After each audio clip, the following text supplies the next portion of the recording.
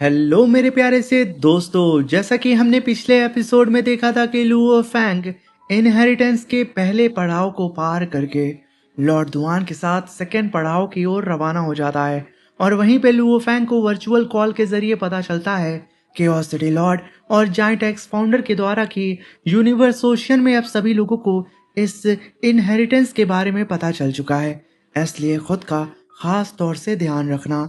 और इस बात को सुन के लुओ फैंग अब पहले से ज्यादा सतर्क हो चुका था। मेरे प्यारे से दोस्तों, इस एपिसोड को स्टार्ट करने से पहले मैं अपने व्यूअर्स और जिन प्यारे भाइयों ने मेरी पिछली वीडियो पे कमेंट किया है, मैं उन सबको तहे दिल से धन्यवाद कहना चाहता हूँ। साथ में मेरे प्यारे से नए व्यूअर्स, मैंने शी हाउ की मूवी को अपलोड कर दिया है, आप लोग जा करके चेकआउट कर सकते हैं। और साथ में मैंने 2 और एपिसोड को अपलोड किया है न्यू एनिमे सीरीज की। उस एनिमे को देख के आपको बहुत ज़्यादा मज़ा आएगा, क्योंकि उसकी स्टोरी लाइन एकदम डिफरेंट है कॉमेडी एक्शन के साथ।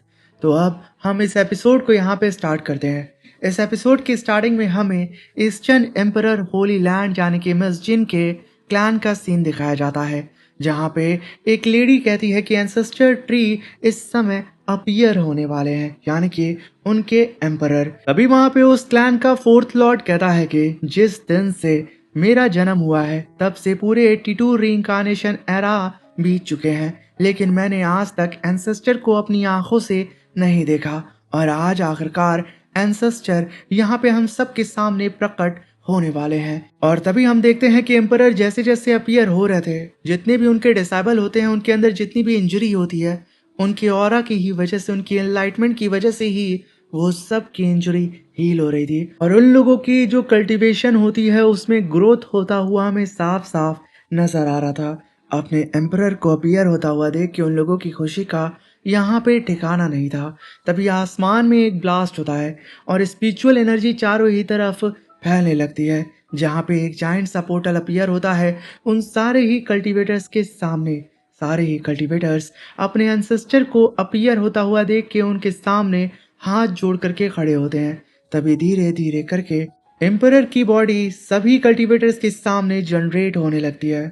और तभी हम देखते हैं कि फाइनली ईस्टर्न एम्परर अपने सारे ही कल्टीवेटर्स के सामने आके खड़े हो चुके थे, और उनकी रिस्पेक्ट में सारे ही क्लैन मेंबर तुरंत वहीं पे नील डाउन हो जाते हैं। तभी सीन शिफ्ट होता है और हम डिवाइन आई क्लैन का सीन देखते हैं, जहाँ पे फर्स्ट ट्रू लॉर्ड कहता है कि मैंने सुना है कि कॉस्मिक वेसल के अंदर जो यूनिवर्स ओशियन के 3 महान फॉरबिडन जोन में से एक है, वहां दुआन दोंगे लीग की इनहेरिटेंस मौजूद है। क्या ये सच है? तभी 7 ट्रू लॉर्ड कहता है कि हाँ। तभी फर्स्ट ट्रू लॉर्ड कहता है कि इतने बड़े लेवल की इनहेरिटेंस हमारे सामने है, क्या कोई ऐसा है जो वहां जाने के लिए तैयार है? तभी वहां पे 7 ट्रू लॉर्ड कहता है कि बिल्कुल हम सब जाएंगे, हमारे पास अब ज्यादा समय नहीं बचा है, शायद ये हमारे पास बचा हुआ आखिरी मौका है।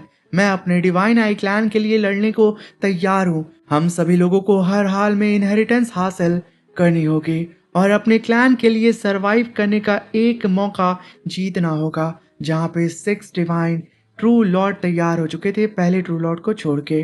तभी सीन शिफ्ट होता है और हम पर्पल मून क्लैन का सीन देखते हैं, जहाँ पे पर्पल मून क्लैन के एंसेस्टर्स भी अपनी सेनाओं को तैयार करते हैं और सीधा ही मसोलियम बोर्ड की तरफ उन सारे ही कल्टीवेटर्स को रवाना करने के लिए बिल्कुल तैयार होते हैं। तभी सीन शिफ्ट होता है और हम ईस्टर्न एम्परर को देखते हैं, जो कि कहते हैं कि Lord north true star 20 cosmic cultivator, 200 cosmic venerable और 2000 इमोर्टल को चुनो और जितनी जल्दी हो सके कॉस्मिक वेसल की तरफ रवाना हो जाओ। दुआन दोंगे इनहेरिटेंस को इस बार हमारे ईस्टर्न एम्परर होरी लैंड को हर हाल में हासिल करना होगा, कोई भी चूक ना हो। तो बताओ, आखिर तुम लोगों में से कौन कौन जाने के लिए तैयार है?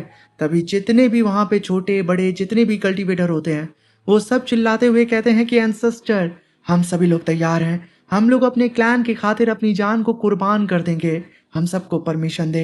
अगर तभी वहां पे लॉर्ड नॉर्थ ट्रू स्टार जो होता है, वो यहाँ पे अपने एम्परर के दिए गए निर्देश को फॉलो करते हुए अपने क्लैन के पावरफुल कल्टीवेटर्स को इकट्ठा करने लगता है और अपनी सेना को तैयार करके बहुत ही तेजी से मौसोलियम बोर्ड की तरफ रवाना हो जाता है। और वहीं पे हम डिवाइन आई क्लैन के ट्रू लॉर्ड्स को भी देखते हैं जो कि बहुत ही तेजी से अपनी सेना को लेके आगे बढ़ रहे थे।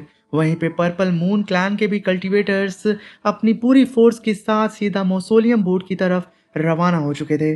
तभी सीन शिफ्ट होता है और हम लुओ फैंग को देखते हैं, जहां पे लुओ फैंग अपने मन में कहता है कि पूरे यूनिवर्स ओशियन की हर पावर इस इनहेरिटेंस पर नजर गड़ा बैठी है और हमारे ह्यूमन रेस के पास इतनी बड़ी संख्या में पावरफुल एक्सपर्ट भी नहीं है।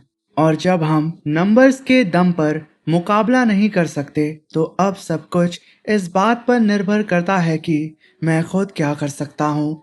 तभी हम देखते हैं कि वो सभी लोग एक दूसरे को घूरते हुए आगे की तरफ बढ़ रहे थे और लॉर्ड दुआन को फॉलो कर रहे थे। तभी अचानक वहां पे वो चारों के चारों रुकते हैं। लॉर्ड दुआन उन लोगों के सामने अपीयर होके कहते हैं कि तुम लोगों को आखिर यहाँ पे क्या नजर आ रहा है। लॉर्ड दुआन के इतना कहते ही सभी लोग आसपास की चीजों को देखने लगते हैं जो कि एक विशाल यूनिवर्स की तरह नजर आ रहा था। तभी सबसे पहले वू यान कहता है कि माय लॉर्ड, बाईं तरफ कुल 123 डायमेंशियल स्टार इल्यूजन है और दाईं तरफ पूरे 10,008। तभी लुओ फैंग कहता है कि और इन सभी स्टार इल्यूजन के अंदर एक गेम बोर्ड है। तभी वू यान कहता है कि हाँ, बाईं तरफ वाले सभी स्टार इल्यूजन पूरी तरह कंप्लीट हैं जबकि दाईं तरफ वाले सभी इनकम्प्लीट हैं।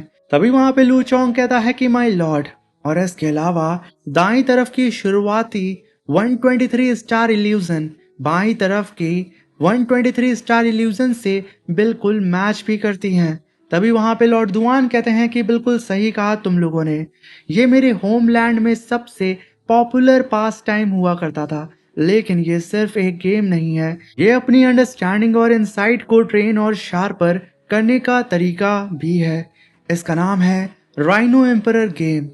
बाईं तरफ के शुरुआती 123 गेम बोर्ड को देखकर और उनके सोल्यूशन को समझकर तुम लोग इसके बेसिक रूल्स और प्रिंसिपल का अंदाजा लगा सकते हो। इसके बाद दाईं तरफ के 124 बोर्ड से शुरुआत करना और उन्हें एक एक करके सॉल्व करते जाना।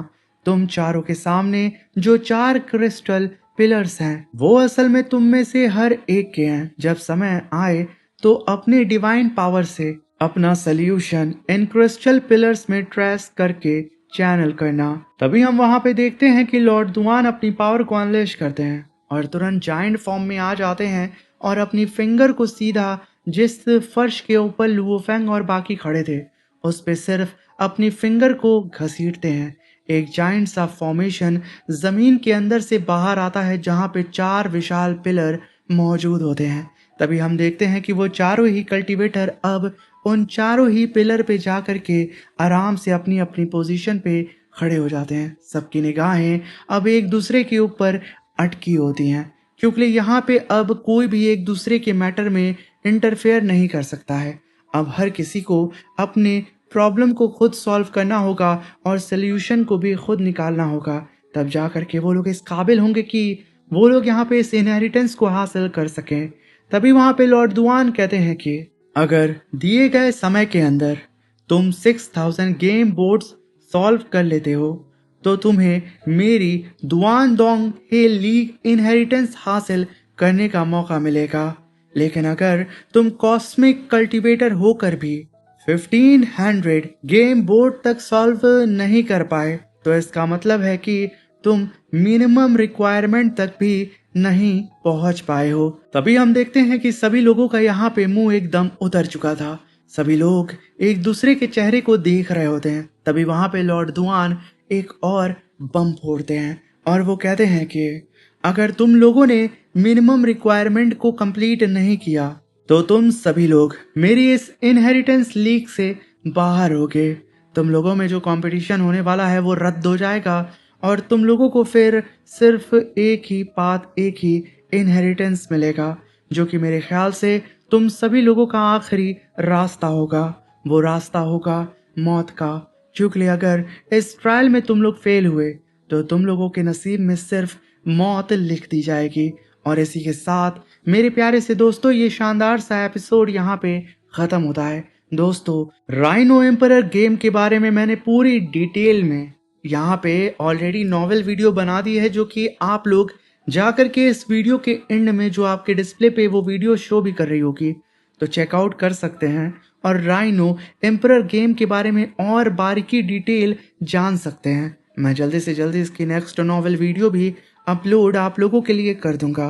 और अगर आप लोगों को यहाँ पे वीडियो पसंद आई हो तो प्लीज़ चैनल को सब्सक्राइब करके, वीडियो को लाइक करके, अपने दोस्तों के साथ इस सीरीज़ को शेयर करके हमें सपोर्ट करें और हमारे चैनल को ग्रो करने में हमारी मदद करें।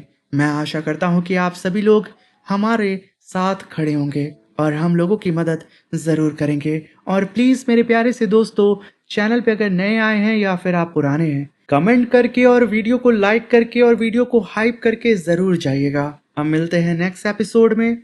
Thank you for watching. Bye bye, take care.